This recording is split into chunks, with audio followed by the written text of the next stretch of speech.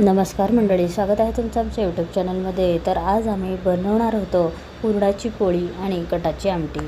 तर गुळापासून आपण सुरुवात केलेली आहे. जसं की गूळ हा 1 वाटी खिसून घेतलेला आहे. हरभरा चांगला 4 ते 5 शिट्ट्यांमध्ये शिजवून घेतलेला आहे. सो तुम्ही बघता या हरभऱ्याला आपण स्मॅश करून घेतलेला आहे चांगला. त्यानंतर वाटण करून त्यात गूळ आणि इलायची ही भाजून क्रश करून टाकलेली आहे. सो तुम्ही बघू शकता आहे आता आपण गूळ 1 वाटी वापरलेला आहे आणि साखर हे एक मिनिमम अर्धा वाटी वापरलेला आहे.